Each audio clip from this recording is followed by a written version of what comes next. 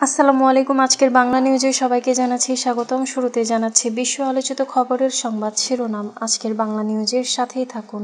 লেবাননে গত বছর চুক্তি হওয়া যুদ্ধবিরতি লঙ্ঘন করে লেবাননি হামলা ইসরায়েলের নিহত 245 জন, আহত হয়েছেন 516 জন।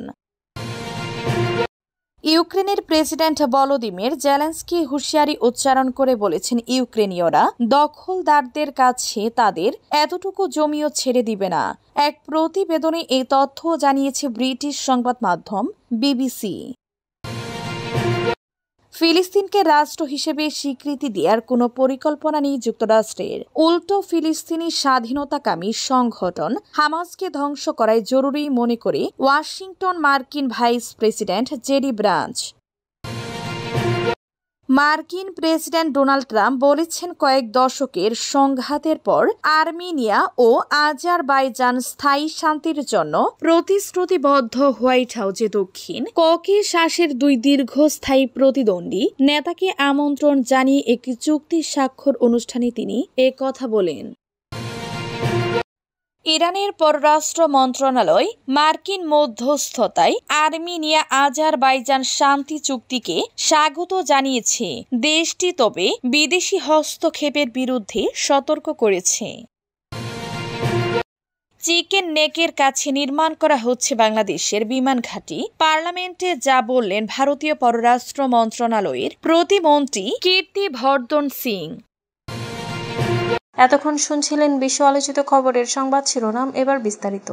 যুদ্ধবিরতি লঙ্ঘন করে লেবাননে হামলা ইসরায়েলের, নিহত 245। লেবাননে গত বছর যুদ্ধবিরতি চুক্তি কার্যকর হওয়ার পর থেকে এখন পর্যন্ত ইসরায়েলের হামলায় 245 জন নিহত হয়েছেন, আহত হয়েছেন 516 জন। 2024 সালের নভেম্বরে যুক্তরাষ্ট্র ও ফ্রান্সের মধ্যস্থতায় ইসরায়েল ও হিজবুল্লাহ একটি যুদ্ধবিরতির চুক্তিতে পৌঁছায়। লেবাননের সংবাদপত্র আল নাহার আল প্রতিবেদনে জানিয়েছে, যুদ্ধবিরতি চুক্তি ইসরায়েল বারবার লঙ্ঘন করেছে। এই সময়কালে বৈরুতের উপশহর সহ লেবাননের বিভিন্ন অঞ্চলে ইসরায়েলি বিমান ও ড্রোন হামলা চালানো হয়েছে, যার লক্ষ্য ছিল যানবাহন, সামরিক স্থাপনা এবং বেসামরিক অবকাঠামো। সর্বশেষ হামলাটি হয়েছে গত শুক্রবার 8 আগস্ট। এদিন সকালবেলা ইসরায়েলি সেনারা দক্ষিণ লেবাননের একটি মহাসড়কে একটি মোটর যানকে লক্ষ্য করে হামলা চালিয়ে একজনকে হত্যা করে। উল্লেখ্য, 2023 সালের 8 অক্টোবর থেকে ইসরায়েল লেবাননে সামরিক অভিযান শুরু করে, যা 2024 সালের সেপ্টেম্বরে পূর্ণাঙ্গ যুদ্ধে রূপ নেয়। ইউক্রেনের 1 ইঞ্চি জমিও ছাড় নয়, হুঁশিয়ারি জেলেনস্কির। ইউক্রেনের প্রেসিডেন্ট ভলোদিমির জেলেনস্কি হুঁশিয়ারি উচ্চারণ করে বলেছেন, ইউক্রেনীয়রা দখলদারদের কাছে তাদের এতটুকু জমিও ছেড়ে দিবে না। এক প্রতিবেদনে এই তথ্য জানিয়েছে ব্রিটিশ সংবাদ মাধ্যম বিবিসি। তাই এই মন্তব্যের কয়েক ঘন্টা আগে অবশ্য মার্কিন প্রেসিডেন্ট ডোনাল্ড ট্রাম্প ইঙ্গিত দেন যে রাশিয়ার সঙ্গে যুদ্ধ শেষ করতে আঞ্চলিক ছাড় দেয়া হতে পারে। ট্রাম্প জানান, রাশিয়া ও ইউক্রেন একটি শান্তি চুক্তির অংশ হিসেবে কিছু এলাকা অদল বদল করবে। তার ভাষ্য, বিষয়টি খুব জটিল, তবে কিছু এলাকা আমরা ফিরিয়ে আনব আর কিছু পরিবর্তন হবে। উভয় পক্ষের মঙ্গলের জন্য এলাকাগুলোর অদল বদল হবে। আমরা এ বিষয়ে পরে অথবা আগামীকাল আরো বিস্তারিত বলবো। ট্রাম্প তার সামাজিক যোগাযোগ মাধ্যম ট্রুথ সোশ্যালে আরো ঘোষণা দেন, তিনি আগামী শুক্রবার 15 আগস্ট আলাস্কায় রাশিয়ার প্রেসিডেন্ট ভ্লাদিমির পুতিনের সঙ্গে ইউক্রেন যুদ্ধ নিয়ে বৈঠক করবেন। ফিলিস্তিনকে রাষ্ট্র হিসেবে স্বীকৃতি দিবে না যুক্তরাষ্ট্র। ফিলিস্তিনকে রাষ্ট্র হিসেবে স্বীকৃতি দেওয়ার কোনো পরিকল্পনা নেই যুক্তরাষ্ট্রের। উল্টো ফিলিস্তিনি স্বাধীনতাকামী সংগঠন হামাসকে ধ্বংস করাই জরুরি মনে করে ওয়াশিংটন। ডেভিড লেমির সঙ্গে এ বৈঠকে এমনটাই মন্তব্য করেছেন মার্কিন ভাইস প্রেসিডেন্ট জেডি ব্রাঞ্চ। খবর তাসের।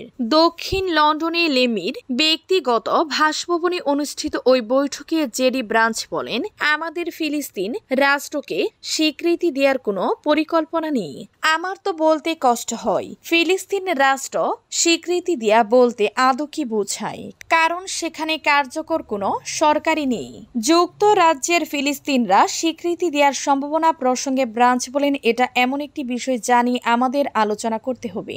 স্বাভাবিকভাবে যুক্তরাজ্য তার নিজের সিদ্ধান্ত নেবে, তবে প্রেসিডেন্ট ট্রাম্প যা পরিষ্কার করে বলেছেন, ইসরায়েল ও গাজার বর্তমান পরিস্থিতিতে আমাদের দুটি স্পষ্ট লক্ষ্য রয়েছে। আর্মেনিয়া ও আজারবাইজান চিরকালের জন্য যুদ্ধ বন্ধে প্রতিশ্রুতিবদ্ধ, জানিয়েছেন ট্রাম্প। মার্কিন প্রেসিডেন্ট ডোনাল্ড ট্রাম্প বলেছেন, কয়েক দশকের সংঘাতের পর আর্মেনিয়া ও আজারবাইজান স্থায়ী শান্তির জন্য প্রতিশ্রুতিবদ্ধ। শুক্রবার হোয়াইট হাউসে দক্ষিণ কুকেশাসের দুই শীর্ষস্থানীয় প্রতিদ্বন্দ্বী নেতাকে আমন্ত্রণ জানিয়ে একটি চুক্তি স্বাক্ষর অনুষ্ঠানে তিনি এই কথা বলেন। ওয়াশিংটন থেকে এএফপি এ খবর জানায়, আর্মেনিয়ার প্রধানমন্ত্রী নিকোল পাশিনিয়ান এবং আজারবাইজানের দীর্ঘদিনের প্রেসিডেন্ট ইলহাম আলিয়েভ বলেছেন, ট্রাম্পের মধ্যস্থতার জন্য তাকে নোবেল শান্তি পুরস্কার পাওয়া উচিত। পুরস্কারটির জন্য মার্কিন নেতা সচেষ্ট রয়েছেন। অনুষ্ঠানে ট্রাম্প বলেন, দুটি সাবেক সোভিয়েত প্রজাতন্ত্র চিরকালের জন্য সকল যুদ্ধ বন্ধ করতে, বাণিজ্য, ভ্রমণ ও কূটনৈতিক সম্পর্ক উন্মোচন করতে এবং একে অপরের সার্বভৌমত্ব ও আঞ্চলিক অখণ্ডতাকে সম্মান করতে প্রতিশ্রুতিবদ্ধ। তবে দীর্ঘদিনের শত্রুদের মধ্যে চুক্তির সূক্ষ্ম মুদ্রণ এবং বাধ্যতামূলক প্রকৃতি অস্পষ্ট রয়েছে। বিদেশি হস্তক্ষেপের বিরুদ্ধে সতর্ক করে আর্মেনিয়া আজারবাইজান চুক্তিকে স্বাগত জানালো ইরান। ইরানের পররাষ্ট্র মন্ত্রণালয় শনিবার মার্কিন মধ্যস্থতায় আর্মেনিয়া আজারবাইজান শান্তি চুক্তিকে স্বাগত জানিয়েছে। দেশটি তবে বিদেশি হস্তক্ষেপের বিরুদ্ধে সতর্ক করেছে। দুই দেশের সীমানার কাছাকাছি বিশেষ করে বিদেশি হস্তক্ষেপকে নিয়ে গভীর উদ্বেগ রয়েছে। মন্ত্রণালয়ের এক বিবৃতিতে বলা হয়েছে, ইরান দুই দেশের মধ্যে শান্তি চুক্তির চূড়ান্ত সম্পাদনকে স্বাগত জানায়, কিন্তু একই সাথে যে কোনো ধরনের ও ফর্মের বিদেশি হস্তক্ষেপের নেতিবাচক পরিণতি সম্পর্কে উদ্বেগ প্রকাশ করে, বিশেষ করে সাধারণ সীমানার আশেপাশে। চিকেন নেকের কাছে বাংলাদেশের বিমান ঘাঁটি, পার্লামেন্ট যা বললেন ভারতীয় মন্ত্রী। বাংলাদেশের উত্তর অঞ্চল লালমনিরহাটে চীনা অর্থায়নে বিমান ঘাঁটি নির্মাণ করা হচ্ছে উল্লেখ করে ভারতীয় পার্লামেন্টে কথা বলেছেন দেশটির পররাষ্ট্র মন্ত্রণালয়ের প্রতিমন্ত্রী কীর্তিবর্ধন সিং। ভৌগোলিকভাবে দেশটির গুরুত্বপূর্ণ স্থান চিকেন নেক বা শিলিগুড়ি করিডোরের একেবারে কাছাকাছি হওয়ায় এ নিয়ে উদ্বেগ দেখা দিয়েছে তাদের মধ্যে। নালন্দার সাংসদ কৌশলেন্দ্র কুমারের প্রশ্নের জবাবে ভারতীয় লোকসভায় এ বিষয়ে কথা বলেন সিং। শুক্রবার ৮ আগস্ট ভারতীয় গণমাধ্যম হিন্দুস্তান টাইমসের এক প্রতিবেদনে এ তথ্য জানানো হয়েছে। প্রতিমন্ত্রী কীর্তিবর্ধন সিং লোকসভায় তার লিখিত বক্তব্যে বলেছেন, বাংলাদেশ লালমনিরহাট বিমান ঘাঁটি সংক্রান্ত প্রতিবেদন লিখেছে ভারত। সেই সাথে ২০২৫ সালের ২৬ মে বাংলাদেশ সেনার মিলিটারি অপারেশনসের ডিরেক্টর যে সাংবাদিক বৈঠক করেছেন সেটিও ভারতের নজর এসেছে। তাতে বলা হয়েছে যে লালমনিরহাট এয়ারফিল্ডকে আপাতত সামরিক কারণ ব্যবহার করার কোনো পরিকল্পনা নেই। তিনি আশ্বস্ত করেন, জাতীয় নিরাপত্তার সাথে জড়িত যে কোনো